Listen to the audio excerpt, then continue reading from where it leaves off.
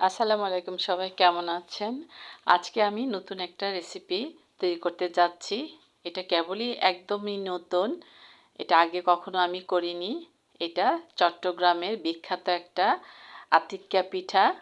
প্রায়ই আমি দেখি আর চিন্তা করি যে এটা একদিন করে দেখব আসলে এটা কেমন। তাই আজকে হাতের কাছে সব কিছু পেয়ে শুরু করলাম যে আতিক্কা পিঠা টা তৈরি করে দেখি। আমি আগে কখনো খাইনি, আজকেই প্রথম। তাই আমি আপনাদের সাথেও শেয়ার করছি, যেহেতু সব কিছুই আমার হাতের কাছে আছে। কলা পাতাও আছে, বিন্নি চালও আছে, খেজুরের গুড় আছে, নারিকেল আছে। শুধু কলাটা ছিল না, কলাটা এনেছি। আর এটা তৈরি করতে নাকি বাংলা কলা লাগে, তাই বাংলা কলাও এনেছি। প্রথমেই পাতাগুলো ভালো করে ধুয়ে শুকনো একটা কাপড় দিয়ে মুছে নিচ্ছি। তারপরে এগুলোতে একটু তেল ব্রাশ করে নিব। যেভাবে এটা তৈরি করে আমি সেটাই ফলো করে করছি। আজকে দেখব এই পিঠাটা আসলে কেমন খেতে। এটা নাকি চট্টগ্রামের একদম বিখ্যাত একটা পিঠা, আতিক্কা পিঠা। তাই আমিও আজকে তৈরি করছি। ক্ষতি তো নেই, দেখা যাক না কেমন হয়। কারণ এক এক অঞ্চলের পিঠা কিন্তু এক এক রকমের হয়ে থাকে। আমাদের এখানে যেমন মেরা পিঠা, চিতই পিঠা, ভাপা পিঠা আমাদের কাছে খুবই প্রিয়। কলাগুলো ধুয়ে পরিষ্কার করে এখন আমি ছিলে নিচ্ছি। আমি ওরা যেইভাবে তৈরি করছে সেইভাবেই আমি আজকে এটা তৈরি করব। আর প্রথমবারই এটা তৈরি করছি, তাই ভাবলাম যে সবার সাথে আমি এটা শেয়ার করি, কারণ আমারও এটা নতুন বানানো হচ্ছে।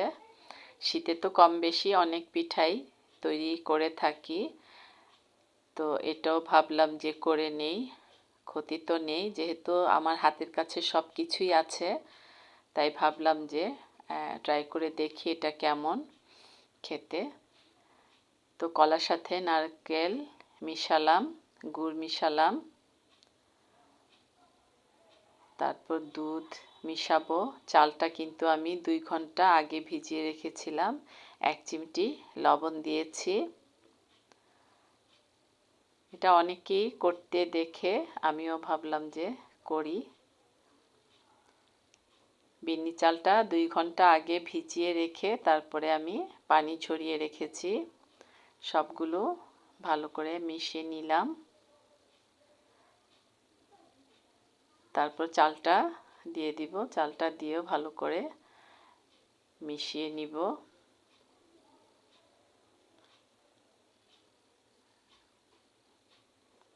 চালটা কিন্তু ভিজে এমনিতেই নরম হয়ে আছে। এভাবে এখন ভালো করে মিশিয়ে নিচ্ছি। ওরা যেভাবে করে আমি স্টেপ বাই স্টেপ ওইভাবেই করছি। প্রথমবারের মতো দেখি ওদের মতো হয় কি না। তারপরে এইভাবে বিছিয়ে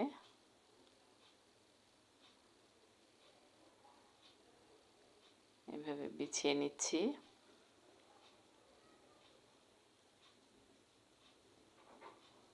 আমি কলা পাতা ছাড়াও আরেকটা প্রসেস দেখিয়ে দিব। আমি এটা একেবারেই নিজের আইডিয়া থেকে চিন্তা করে রেখেছি। আগে এগুলো বানানো শেষ হোক, তারপর আমি আমার আইডিয়াটা দেখাচ্ছি।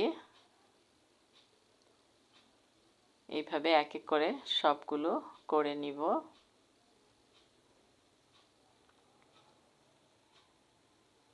এই চালটা কিন্তু ওখানকারই, চট্টগ্রামী পার্বত্য অঞ্চলে এই চালটা হয়ে থাকে, বিন্নি চালটা।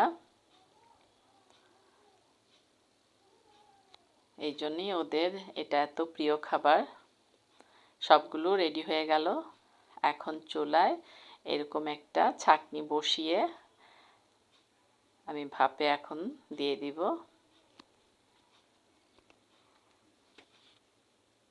এক এক করে সবগুলো ওরা যেইভাবে বিছিয়ে দেয় আমিও ওইভাবেই চেষ্টা করছি। বিছিয়ে দেওয়ার। এভাবে সবগুলো বিছিয়ে দিচ্ছি।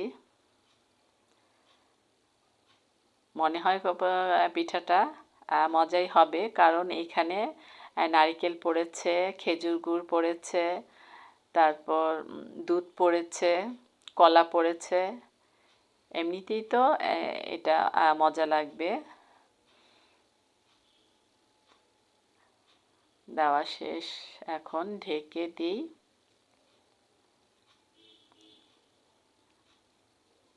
ঢেকে দিয়ে এখন আমি যে একটা আইডিয়া বের করেছি সেটা দেখাই। আমি চিন্তা করলাম যে ফয়েল পেপার দিয়ে কেননা এটা একটু করে দেখি, কারণ দেখা যায় যে সবার তো আমার মতন কলা গাছ নাও থাকতে পারে, হ্যাঁ, কলা পাতা সংগ্রহ নাও করতে পারে। তাই কারোর যদি ইচ্ছে হয় যে আমিও এই পিঠাটা তৈরি করি, সব কিছু হাতের কাছে আছে কিন্তু কলা পাতা নেই, তারা কি করবে, সেজন্য আমি ভাবলাম যে ফয়েল পেপার দিয়ে করে দেখি তো হয় কি না। এটাও কিন্তু আমার ফার্স্ট টাইম। তো এটা আমি দিয়ে দেখছি, ওই কলা পাতার সাথেই আমি এটা দিয়ে দেখব যে এটাও কি অবস্থা হয়। নিশ্চয়ই হবে, কারণ ফয়েল পেপার তো এমনিতেই গরম হয়ে যায় তাড়াতাড়ি। তাই এটা কিন্তু সম্পূর্ণ আমার নিজের আইডিয়া থেকে আমি দেখাচ্ছি যে কলা পাতায় যদি হয়ে থাকে তাহলে এটাতেও নিশ্চয়ই হবে। এইভাবে করে আমি অল্প কিছু করব, খালি এই দেখার জন্য যে এটাতেও কি হয় নাকি।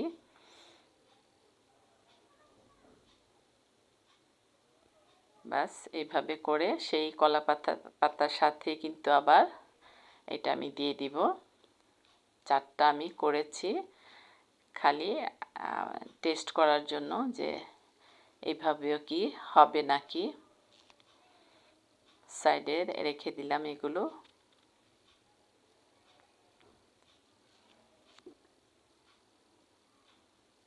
এখন 20-25 মিনিট ওয়েট করি,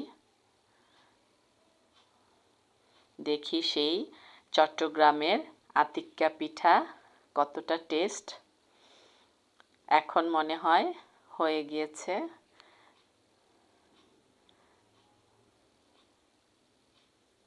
মনে হচ্ছে হয়ে গিয়েছে। এখন আমি একটা উঠিয়ে দেখে নিব।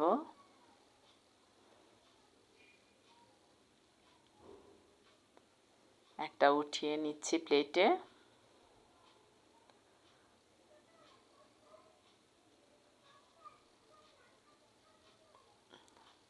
আরেকটা উঠিয়ে নিলাম।